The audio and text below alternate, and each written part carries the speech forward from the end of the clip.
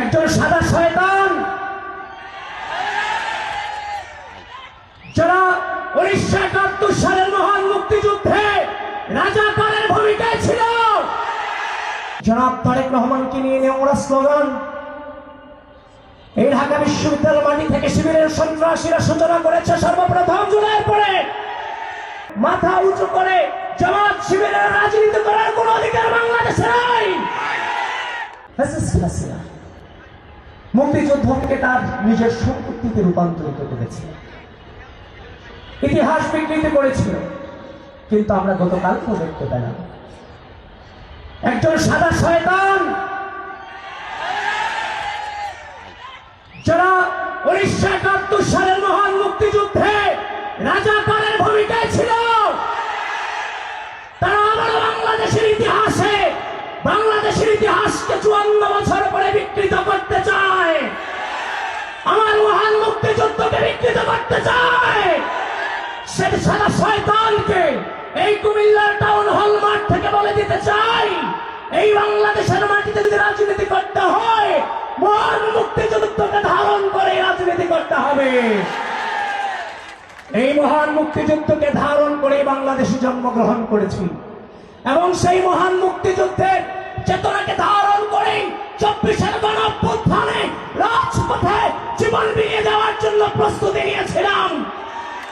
ভাগ্যক্রমে সেখান থেকে ফিরে এসেছি, কিন্তু যুদ্ধের ময়দানে আপোষ করিনি।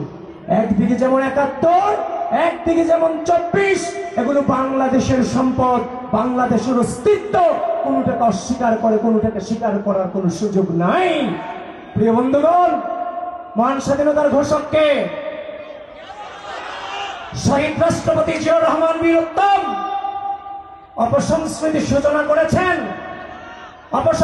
সূচনা করেছেন, কিন্তু এর যে ধাক্কা সেটা নিতে পারবেন না। আমরা তো আপনাদেরকে কিছু বলিনি, জুলাইয়ের পর ধৈর্য ধারণ করেছি।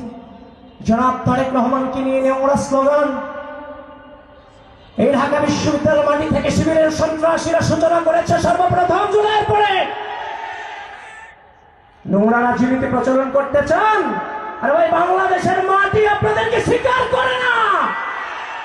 এই মাটিতে বসে বাংলাদেশ পন্থীদের উপর আপনারা আঙুল তোলেন, মাথা উঁচু করে জামাত শিবিরের রাজনীতি করার কোন অধিকার বাংলাদেশে নাই। আপনাদের তো কোনো অধিকারই নেই। মহান মুক্তিযুদ্ধে আমাদের নারীদের উপর আপনারা অত্যাচার করেছেন, তাদের সম্মানহানি করেছেন। আমার বাংলাদেশিদেরকে আপনারা হত্যায় সহযোগিতা করেছেন, সেই ইতিহাস কি মিথ্যা? কুমিল্লা টাউন হল মাঠকে কাঁপিয়ে বলতে হবে সেই ইতিহাস কি মিথ্যা? ভাই, মিথ্যা ইতিহাস, আন্তর্জাতিকভাবে স্বীকৃত। এরা রাজাকার। কিন্তু আমরা ধৈর্য ধারণ করেছি। আমরা চিন্তা করেছিলাম হয়তো সুস্থ রাজনৈতিক সংস্কৃতি প্রচলনে আপনারা ভূমিকা রাখবেন, কিন্তু আপনারা সেই নোংরামের সূচনা করেছেন। শেষ আপনাদেরকে দেখতে হবে।